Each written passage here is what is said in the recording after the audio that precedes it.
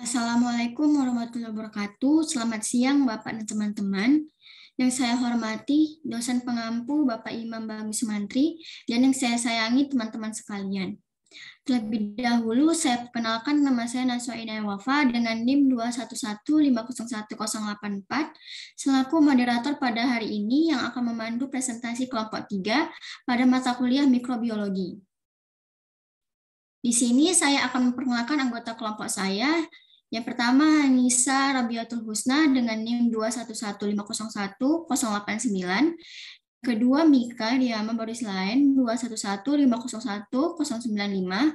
Yang ketiga, Medilan Hana Tasya Siburian dengan NIM 211501104. Next.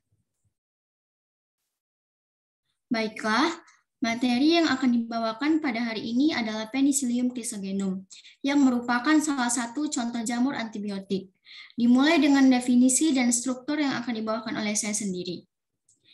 Jadi, seperti yang kita ketahui, jamur adalah organisme golongan eukariotik atau organisme yang memiliki membran inti, dan termasuk organisme heterotrof yang tidak dapat membuat makanan sendiri karena tidak memiliki klorofil, sehingga tidak dapat berfotosintesis.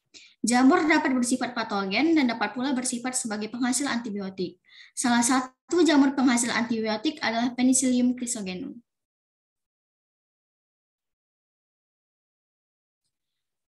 Penicillium chrysogenum termasuk filum Ascomycota. Penicillium chrysogenum pertama kali ditemukan oleh Alexander Fleming pada tahun 1928, di mana pada saat itu jamur tersebut dikenal dengan nama Penicillium notatum. Penicillium berasal dari bahasa Latin penicillus yang memiliki makna puas dikarenakan struktur konidianya yang berpenampilan halus. Yang kedua, struktur Penicillium chrysogenum. Di sini saya akan menjelaskan morfologinya. Yang pertama, tubuh jamur tersusun atas hifa yang tidak berwarna, ramping, bercabang, dan memiliki diameter 1,5 sampai 5 mikrometer. Yang kedua, hifa pada Penicillium chrysogenum merupakan hifa septat, yaitu hifa yang memiliki dinding septa atau dinding yang menjadi sekat antar hifa. Septa memiliki pori-pori yang besar yang dapat dilalui oleh ribosom, mitokondria, dan inti sel yang mengalir dari sel ke sel. Berikut adalah perbedaan antara hifa septat dan hifa aseptat. Hifa septat memiliki sekat, sedangkan hifa aseptat tidak memiliki sekat. Selanjutnya, hifa dilindungi oleh dinding sel kaku yang tersusun komponen penyusun kitin adalah polisakarida yang kuat serta fleksibel. Kumpulan hifa akan membentuk miselium. Miselium ini dapat tumbuh di permukaan substrat atau jauh di dalam substrat. Penicillium chrysogenum memiliki conidiophore yang strukturnya seperti filamen atau benang yang panjang dan bersabang. Cabang conidiophore tersusun atas sel-sel yang disebut petula. Conidiophore berisi conidia yang dibungkus oleh Vialides. Vialides merupakan kepala spora yang memiliki struktur menyerupai labu dan letaknya berdekatan dengan metula. Vialides juga dikenal dengan sebutan sterigmata. Penicillium chrysogenum dapat bereproduksi secara aseksual. Reproduksinya ini menggunakan alat yang bernama conidia. Saat muda, conidia akan berwarna hijau, lalu perlahan akan berubah warna menjadi biru kehijauan dan akan berwarna kecoklatan ketika Penicillium chrysogenum sudah tua.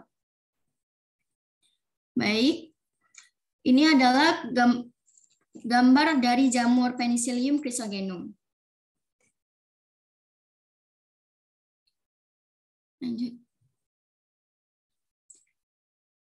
Selanjutnya akan disambung oleh Anissa Rabiatul Husna yang akan membahas fisiologi dari Penicillium chrysogenum.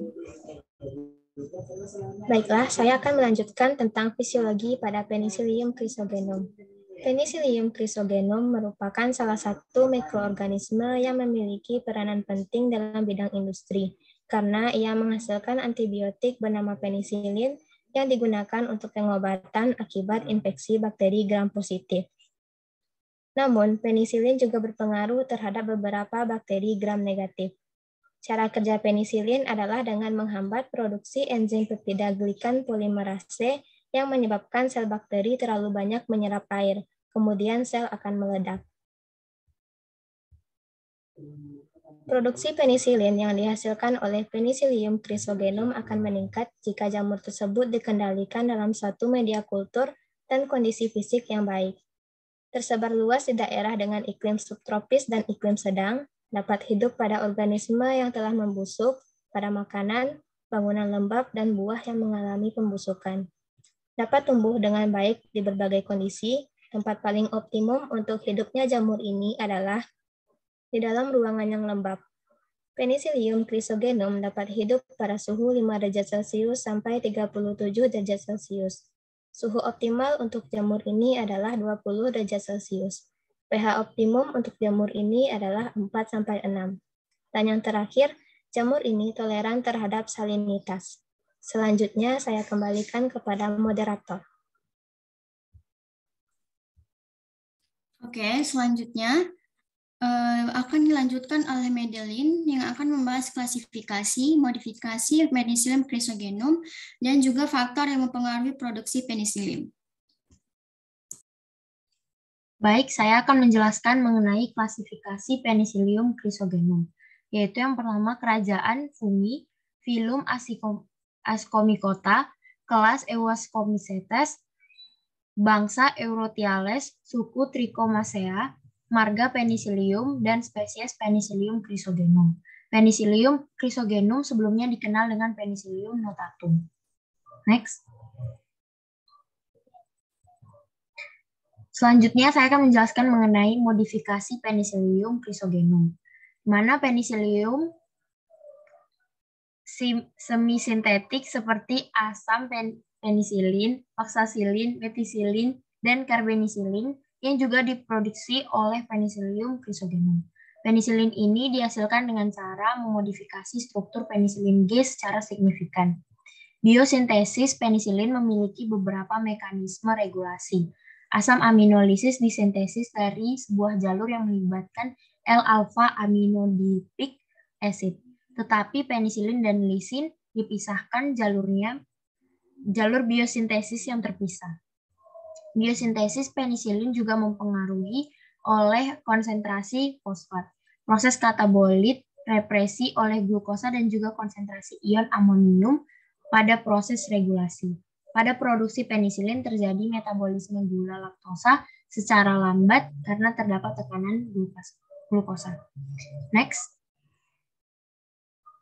Faktor yang mempengaruhi produksi penicillin. Yang pertama, komponen penyusun medium.